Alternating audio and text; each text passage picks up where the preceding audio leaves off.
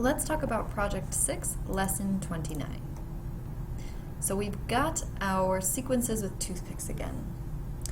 And our question says, in this sequence of images, more and more squares are added to create larger squares.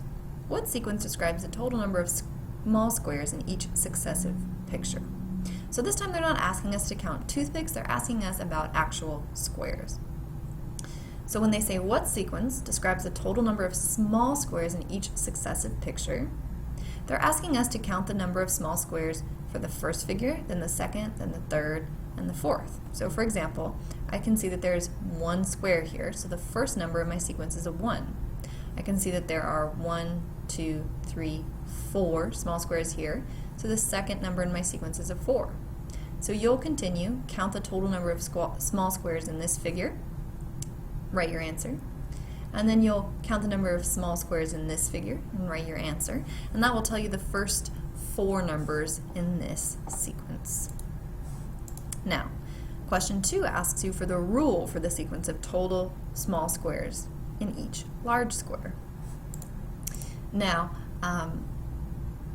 there's some trial and error involved in this, but there are some questions you can ask yourself before you dive in to help you get an idea of what this rule might look like. So first, consider the first differences and whether or not they are constant. Remember, you look at first differences by, so you've got we knew the first 2 numbers were 1 and 4, right? So if I looked at the first difference, 1 and 4, the difference is 3.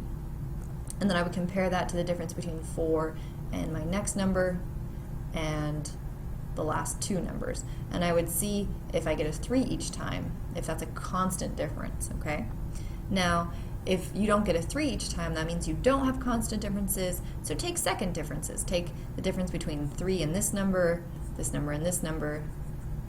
See what you end up. Do you get constant second differences? And remember what it means as far as rule type, if I get constant first differences, constant second differences. So again, use that type of information to kind of inform what pattern you're looking at. Really, it'll help you just know whether you're looking at a quadratic or maybe a linear or maybe some other type of pattern. And that will allow you to eliminate some or at least one answer choice.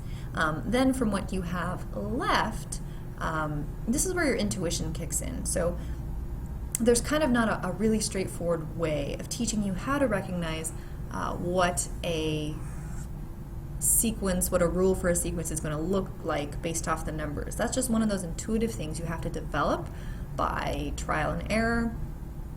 So select the one that intuitively, that your gut just say, you know, I think that might be the right answer. There's just something about the way that looks, okay? Then start plugging in your numbers. So in this case, when you plug in numbers,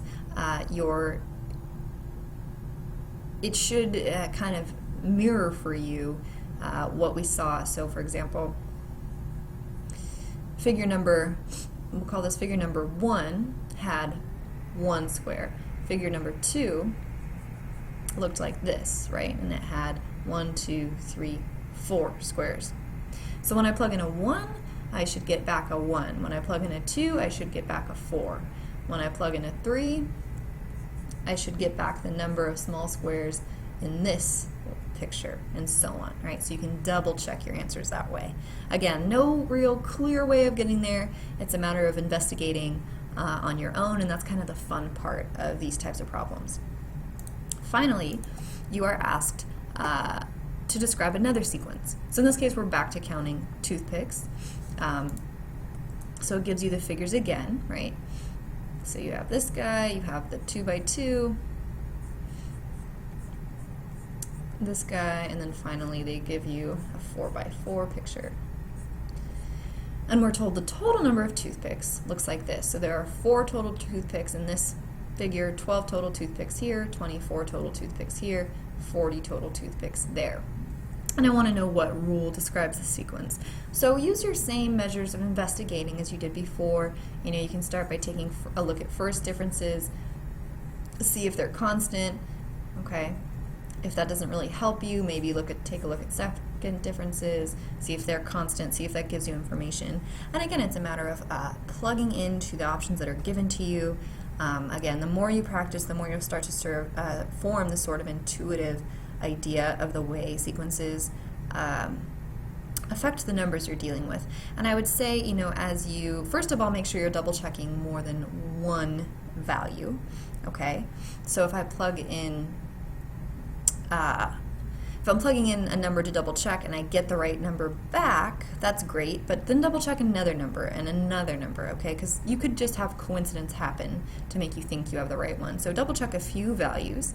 And also, even if you realize that you have selected the wrong sequence, so for example, I will tell you that a sub n equals 2n squared.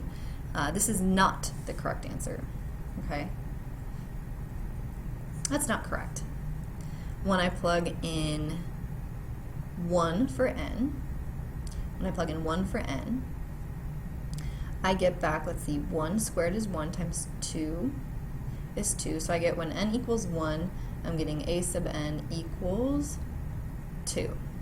Now that's not correct, right? That's not correct.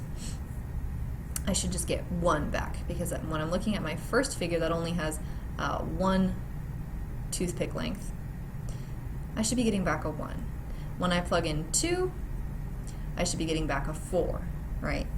So I see that this isn't correct, but that doesn't mean that this isn't useful, and it doesn't mean that I can't calculate out a few terms just to see the behavior that this 2n squared causes with the numbers, okay? So the more you get used to the patterns that happen when you double something, when you square something, when you divide something, the easier it'll be as you go to more quickly flush out the incorrect answers and hone in on the correct one.